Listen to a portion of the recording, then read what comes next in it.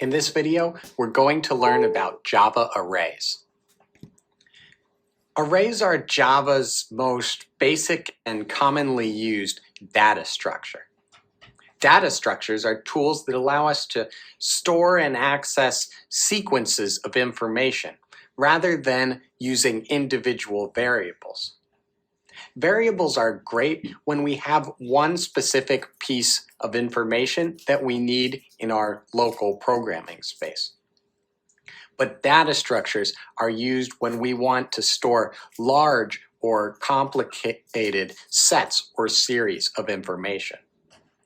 We're going to start this video in some visual learning slideshow mode, and then we'll jump into our NetBeans IDE to write some actual Java code and make use of arrays.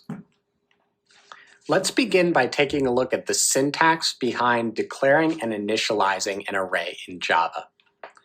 This line of code right here will cause to come into being an array with enough space to hold 7 characters. To the left of our assignment operator, this syntax looks pretty familiar, not unlike the syntax we would use when declaring any other primitive or object. We begin by telling Java what type of element we're going to declare here. In this case, we're declaring a character array. The empty brackets let Java know that rather than creating a single character variable, we'd like to declare an array type variable. Because our array is a variable just like any other. We'll access the elements of the array through the array's variable name itself, not through the individual variable names of the elements, which, thanks to them being stored in an array, we don't need to assign. Once we've told Java what type of array we're going to create, we give our array variable a name. I've just called this one ArrayVar. To the right of our equality operator, things look a little different. You may have seen the new keyword used in the past when we need to create a new instance of an object, not a primitive element. When we create a primitive element in Java, Java knows exactly how much memory space is needed to store the primitive element, no matter what its value is. However, objects and arrays can have many different size requirements. Because a single array variable can be assigned to arrays of different lengths, we're going to need to tell Java how much memory to put aside for each of these different length arrays when we create them. When creating an object or an array, therefore, we use the new keyword to tell Java that it should set aside memory space to place what we're about to cause to come into being. And that thing is a character array of length 7. I wanted to start off with a slideshow so that we could do this learning visually.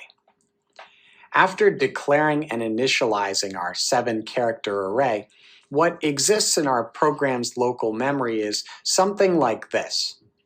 A block of memory large enough to store 7 individual characters, and whose location is accessed by our program when we call the ArrayVar variable. This allows us to run lines of code like this one. Our ArrayVar variable gives us access essentially to 7 different character variables. When we don't want to assign a new array to our ArrayVar variable, we're probably going to be accessing these character variables as individuals. We do this simply by using ArrayVar's variable name and then following it with brackets and then the index of the individual character we'd like to access.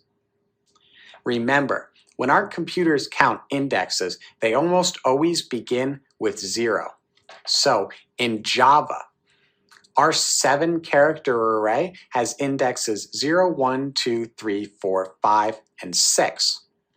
If we execute this line of code here, setting the value of index 2 in our ArrayVar to C, we will take the 3rd block of memory and assign its value to the character C. Sometimes when we declare an array, we just want to go ahead and assign values to all of its memory blocks right there in the code explicitly. When we want to do this, rather than using the new keyword and having our computer space out the new memory space by telling it how long the array is, we can explicitly declare an array, like we were explicitly declaring a primitive type using this syntax here. This syntax here will create an array of length 7 simply because 7 elements are declared. And of course, it will map the values accordingly. Now, let's jump into some Java code and put arrays to work. All right, I think it's time to employ our newfound knowledge and write a computer program. Arrays allow us to manipulate amounts of information that would be unwieldy to deal with at the individual element level. So we're going to jump right into the heavy hitting stuff and create a cool computer program. If you need time to catch up logically, feel free to pause the video. Arrays are a big logic step, and if you haven't worked with something like them before, it can take a little time to wrap your head around. The good news is, if you make it through arrays in Java, you're probably going to be just fine with anything else the language can throw at you. The program I would like to write will print the English alphabet to our screen. We could, of course, do this all by ourselves, by just doing something along the lines of this, but that's pretty mind-numbing and it's not going to teach us much. Instead, the program that we're going to write here is both going to learn, store, and print out the English alphabet. To do this, we're going to need to employ our newfound knowledge of arrays, our existing knowledge of how characters work, and map to integer values on the ASCII table, and we're going to need a single for loop. Let's set aside a position for that for loop and begin our programming by declaring and initializing a character array in which to store the characters of the English language. So we tell Java that we're going to need a variable to point to an array of characters. I'll call it alpha. And then we're going to ask Java to set aside memory space, thus the new keyword, for 26 characters, because the English language has 26 letters. Now, if you'll remember, character values can also map to integer values. To find these, we look for an ASCII table. The value we're looking for right here is 97, the integer value of lowercase a, the first character in the English language.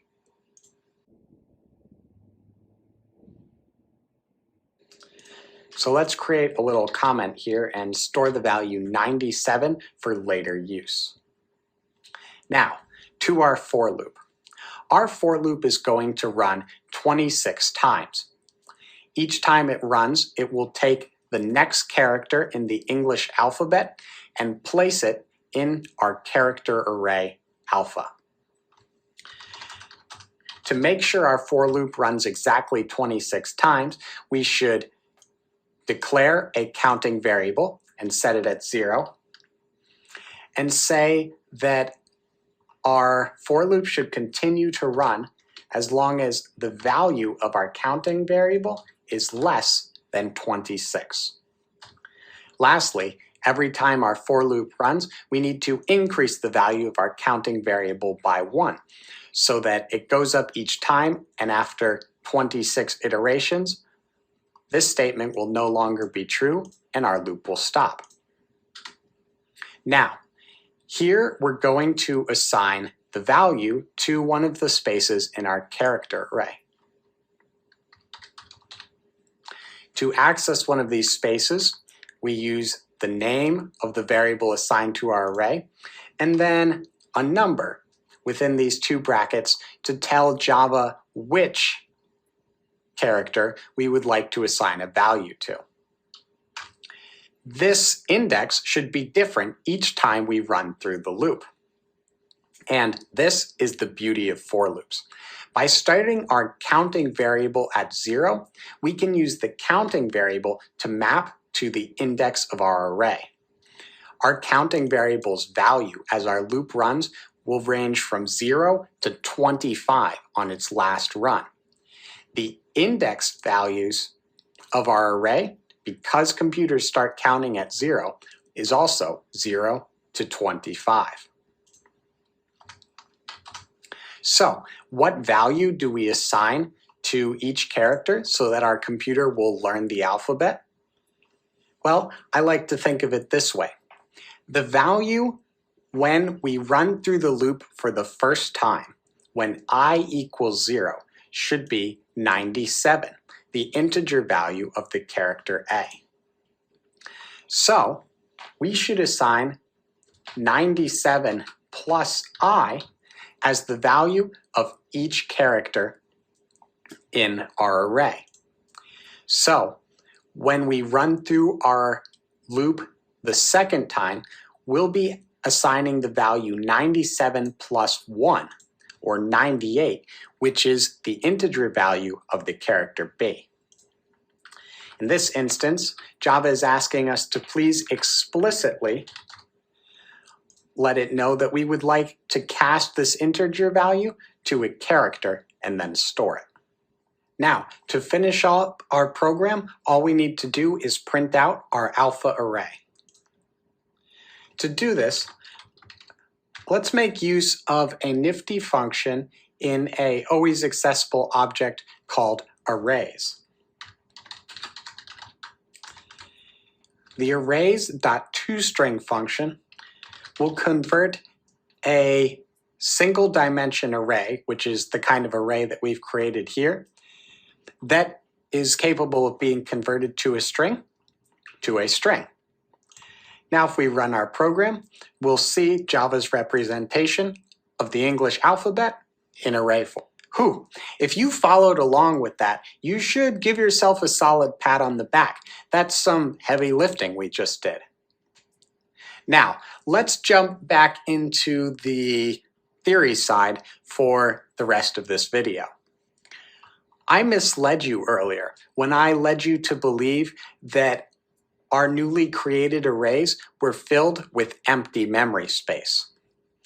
In fact, when we declare a new array of a primitive type, that is characters, integers, Boolean, floats, those guys, Java fills it with default values.